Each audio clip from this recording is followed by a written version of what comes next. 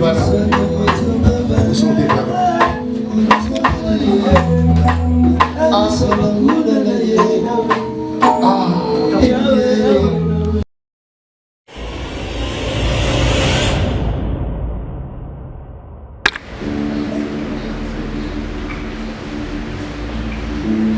Cela a fait que Joseph a été livré par ses frères, vendu. Et ils ont pris ses vêtements, ils ont mis le sang de la chèvre pour dire à son père que regarde, ton enfant est mort. Pourquoi? Parce qu'ils étaient jaloux de leurs frères. Ils savaient que leur papa aimait plus Joseph que eux tous. Et pour montrer qu'il l'aimait plus, il avait fait pour lui un vêtement de multicolores qui symbolise les grâces. Vous comprenez? Si vous montrez à vos enfants que vous aimez plus tel enfant que les autres, tu livres ou vous livrez cet enfant-là à la barbarie de ses frères.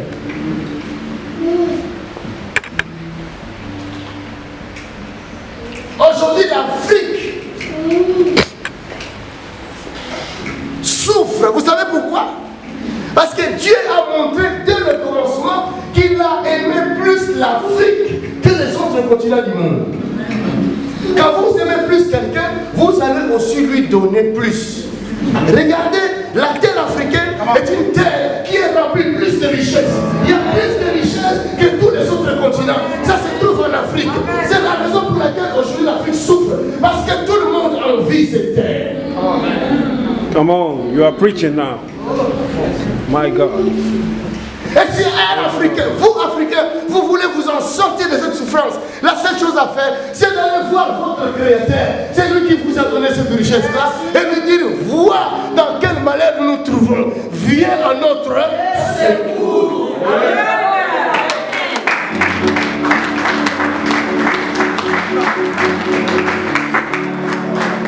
Là, je m'adresse à tous les Africains, plus particulièrement aux Congolais, qui n'aiment pas Jésus-Christ alors qu'ils cherchent l'indépendance de leur terre. Sans Jésus, vous ne pourrez rien faire. Ainsi dit l'Éternel. Amen. Jacob, il n'était pas aimé comme Isaïe à son père. Mais la Bible dit, alors qu'ils étaient dans le ventre de leur mère, l'Éternel, lui, a aimé Jacob plus qu'Ésaü. Oh, bien-aimé,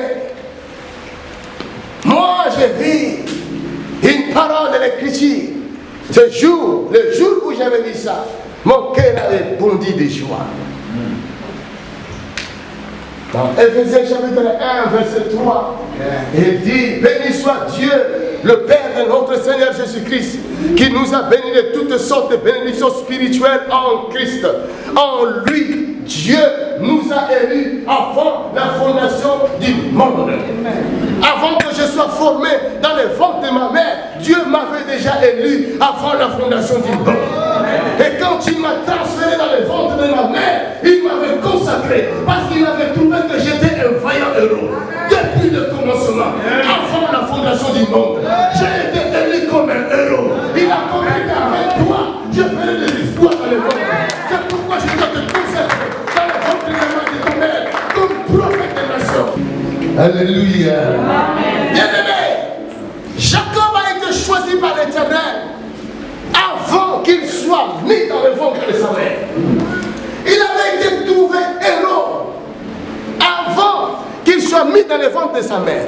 Pourquoi Dieu va haïr Ésaü et Dieu va aimer Jacob dans le ventre de la maman? C'est que l'affaire n'a pas commencé dans le ventre de sa maman. L'affaire commence ailleurs. Il y a quelque chose entre eux et Dieu. C'est la raison pour laquelle Dieu a aimé Jacob et il a haï Ésaü, parce qu'on ne peut pas haïr quelqu'un s'il n'y a pas de problème.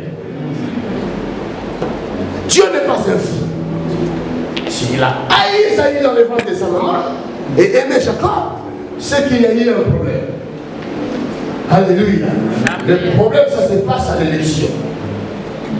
Et l'élection ne se fait jamais dans les ventres des mamans.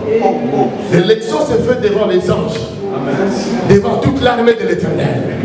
Et c'est là où chacun doit montrer ses capacités, de quoi nous sommes capables. Alléluia. Si vous ne savez pas ce que vous êtes, allez vous renseigner dans ce manuel qu'on appelle la Bible.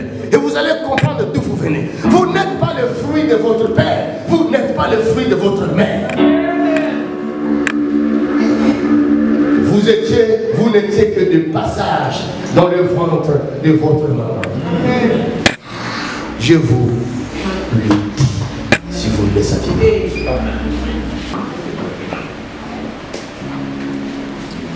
Esaü aussi était quelque part. Là où ils étaient, il y a quelque chose qui s'est passé. Dieu a préféré Jacob. Mais en sortant dans ce monde, Esaü s'est précipité pour sortir en premier. Alléluia. Vous pouvez imaginer un enfant qui sort du ventre de sa mère. Vous le connaissez bien, n'est-ce pas? Mais pourquoi son frère va attraper sa cheville? Dis à ton prochain, la bataille vient de loin. La bataille vient de loin. Ce n'est pas aujourd'hui que la bataille a commencé, ça vient de loin.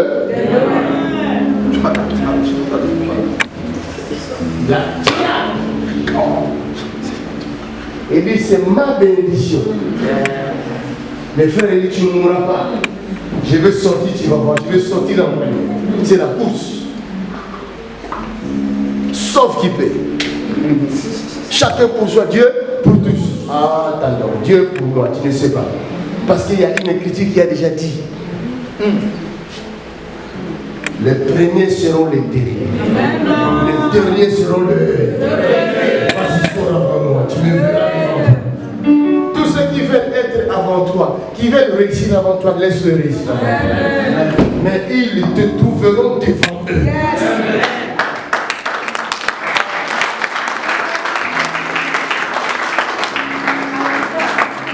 N'enviez jamais les autres. Bénissez-les quand tu le vois réussir.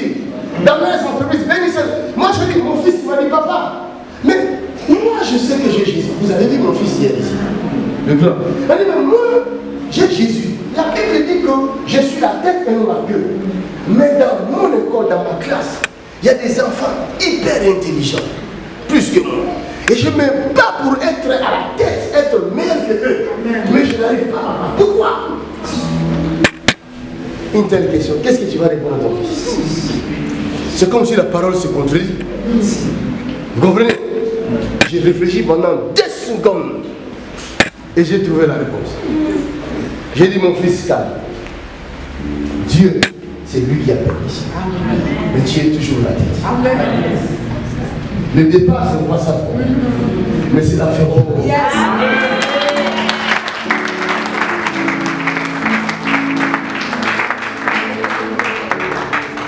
Mon fils, il dit, grand philosophe qui a raison.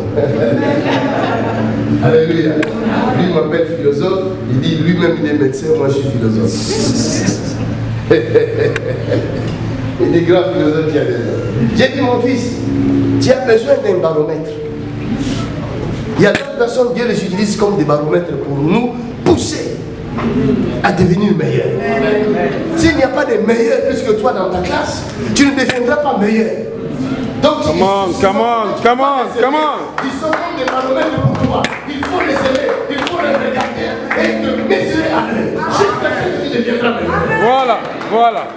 Voilà. Alléluia. Jacob, il a pris son frère comme un baromètre. Poum. Je ne te laisserai pas. Dis à ton proche, je ne te laisserai pas. Il avait appris à se battre depuis le ventre de sa mère. Il avait appris à se battre depuis l'éternité de Dieu. Il connaissait ce que c'est la bataille. C'est pourquoi le jour où il avait vu l'ange devant lui, de retour son frère, alors qu'il avait déjà ses femmes et ses enfants, il retournait pour demander pardon à son frère. En cours de route, l'ange de l'Éternel lui est apparu. Et là, il a compris que celui-ci, ce n'est pas un homme comme moi, mais c'est un ange de l'Éternel. Il doit me bénir. Il attrape. La Bible dit, il se battit avec Dieu et il est sorti vainqueur. Mais ce n'est pas la prédication d'aujourd'hui. Aujourd'hui, je vais vous parler de quelque chose de très important à quelques minutes, je vais dire. Le père de Jacob, bien qu'il ait la signature de Dieu, l'homme qui est dans le cœur de Dieu, mais il n'avait pas l'œil de Dieu à ce moment-là. Dieu peut effacer les yeux même des grands serviteurs, même des grands prophètes, afin qu'ils ne voient pas ce que tu es. Parce que si les gens savent ce que tu es maintenant, tu seras combattu. Tu risques de perdre ou de freiner. Come on! Come on! That's right. Dieu a empêché Isaac ne pas voir ce qui est réellement son fils Jacob. Et Isaac voyait Ésaü. Mais le projet de Dieu, les pensées de Dieu ne se reposaient pas sur Ésaü. Dieu savait que je ne m'appellerai jamais le Dieu de Ésaü, mais je m'appellerai le Dieu de Jacob. Je m'appellerai le Dieu d'Israël. Et c'est sur lui que je bâtirai mon empire.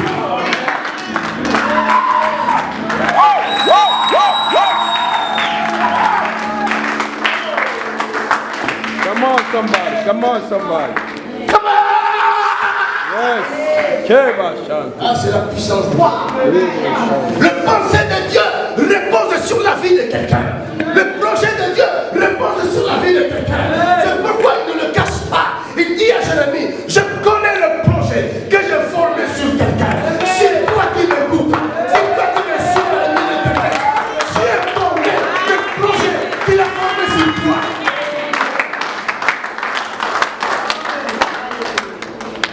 Même si vous me méprisez, vous me dites que je ne sais pas prêcher, je m'en fous complètement. Ce que moi je sais, les projets de Dieu sont sur ma vie. Dieu va réaliser ce qu'il avait préparé pour l'humanité par moi. Quand Dieu met son projet dans ta vie, son projet n'est pas de te donner la semoule. Son projet n'est pas de te donner le poisson, les mers, ou de te donner les macayabous. Son projet n'est pas ça. Le projet de Dieu, c'est le projet de l'humanité. Le projet de Dieu, c'est pour guérir ceux qui ont les cœurs brisés. Le projet de Dieu, c'est pour libérer les captifs. Le projet de Dieu, c'est pour donner du paix à ceux qui ont faim. Le projet de Dieu, c'est pour nourrir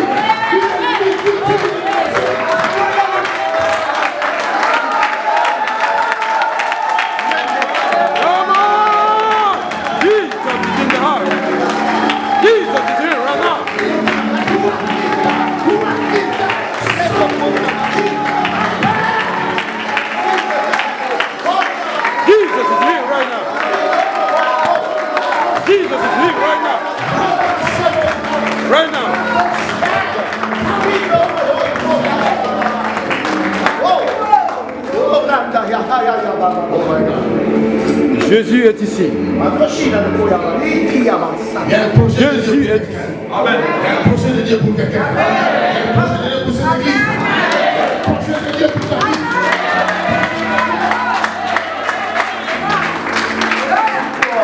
La Bible ajoute, il n'est pas un homme pour mentir. Il n'est pas le fils de l'homme pour se repentir. C'est qu'il a écrit pour toi. Il a écrit.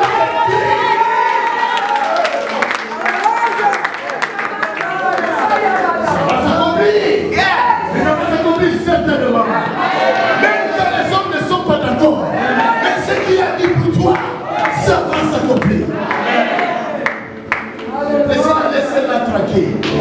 Rien ne s'est passé là, c'est la puissance de Dieu. Je parle de celui qui est vivant et qui est mort et il est révélé en vie, une vie de perpétuelle avec l'éternité. C'est de lui que je parle. Il est Jesus. Oh my God.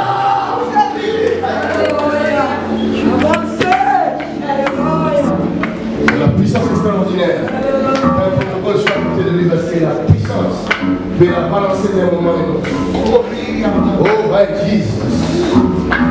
Si vous pouvez, si l'île, si la France, vous pouvez connaître le projet de Dieu, le projet véritable, le projet de puissance.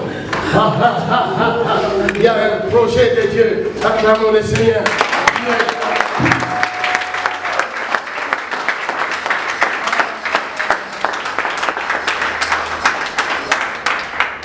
Il y a ton prochain, il y a un projet pour toi. Il y a un projet pour toi. Ça, c'est la puissance qu'il a secoué parce qu'il y a un projet pour elle. Il y a des forteresses des ténèbres qui le réclament, mais ils ne sauront jamais la voir. Il y a un projet de Dieu sur sa vie. Il y a un projet de Dieu sur ta vie. Même quand le séjour de mort, le porte de séjour de mort se lèveront contre ta vie, la Bible me dit de te dire, ils ne pourront pas te vaincre, car celui qui est avec toi est plus grand, plus puissant, et celui qui est avec nous, voilà le ainsi dit l'Éternel. Je commande, et je vibre. Le bombardier. Oh, vibre. Come on, le bombardier. Jésus est dans cette salle. Oh, l'invisible dans cette salle. Oh, ce n'est pas par la force de l'homme. Ce n'est pas par l'intelligence de l'homme. Ce n'est pas ce que j'ai pensé ni imaginé. Ça commence à couler comme des eaux. Oh, les démons sont en débattage. Les démons sont en train de payer maintenant. La maladie est en train de payer maintenant. Ceux qui ont pris, ils vont les rendre sortis. Celui qui a volé ta santé va le rendre au nom de Jésus. Celui qui a volé tes biens va les rendre sortis. Celui qui a volé ton argent va les rendre sortis. Parce que lorsque Esaïe voulait sortir, pourquoi il sortait vite? Parce qu'il courait pour quelque chose. Ou il avait pris quelque chose, il voulait sortir avec. Jacob lui dit, tu ne partiras pas. Je suis avec toi. Parce que ce qui est à moi est à moi. En sortant, ils vont de leur mère. Ils ont commencé à grandir comme tout enfant qui grandit. Tu vois, pendant que je parle là, il y a une attaque qui a été lancée contre toi dans ton côté gauche, juste ici. Je parle ici là. Cette attaque-là, c'est pour te paralyser plus tard. Mais je dis au nom de Jésus-Christ, tu ne seras pas paralysé. Tu seras au nom de Jésus. Je continue. Voilà, le bombardier. My God. Ils ont commencé à grandir. Les parents croyaient que ce sont des enfants normaux, comme tout enfant. Bien aimé, je ne suis pas normal. Je ne suis pas comme tout enfant. Je suis un produit unique.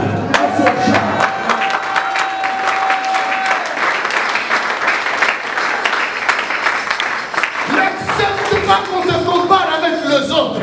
Tu es incomparable. Dans tes mains, il y a des empreintes qui sont incomparables. C'est ça qui compte. C'est ça qui prouve que tu es un produit unique en ton genre. Ils grandissaient comme tous les enfants. Mais ils n'étaient pas tous les enfants. C'était deux royaumes. Amen. Ils grandissaient côte à côte. Côte à côte. My God. Deux royaumes face à face. Il grandissait. Il grandissait. Mais ce qui était là, bien que Jacob était aimé de son père, mais il avait un pas de retard. Parce que son frère était quand même sauté. Dans ce monde, il y a des gens qui ont déjà pris un pas d'avance sur nous. Il y a des gens qui ont déjà pris un pas d'avance sur toi. Quelqu'un dit qu'un voleur n'aime pas qu'on le vole. Celui qui t'a volé ta bénédiction, il est très intelligent. Il est sage. Il fait. La sorcellerie qui t'a piqué ta santé, ils sont sages. Ils veillent jour et nuit, ils ne dorment pas. Si tu veux reprendre ce qui est à toi, il faut avoir la sagesse de Daniel. Alléluia. Il faut aller au-delà de tes ennemis. Je vais vous lire un passage. C'est merveilleux ce que j'ai retrouvé ici. C'est puissant. Genèse 27. verset 21. Jacob s'approcha d'Isaac, son père, qui le toucha et dit, la voix est la voix de Jacob, mais les mains sont les mains d'Ésaü. Cette fois-là, le père a compris que non, il y a quelque chose de louche qui se passe ici. Donc je suis face à l'inconnu. La voix est la voix de Jacob, mais les mains sont les mains de... C'est l'inconnu. Il y a des gens qui font face à l'inconnu maintenant. Ils nous regardent sur le bien internet. Ils disent c'est une petite église. Mais des choses qui se passent là-bas, nous ne comprenons pas. Oh, ce qui se passe ici, c'est la voix de Jacob et les mains d'Ésaü. L'incognito.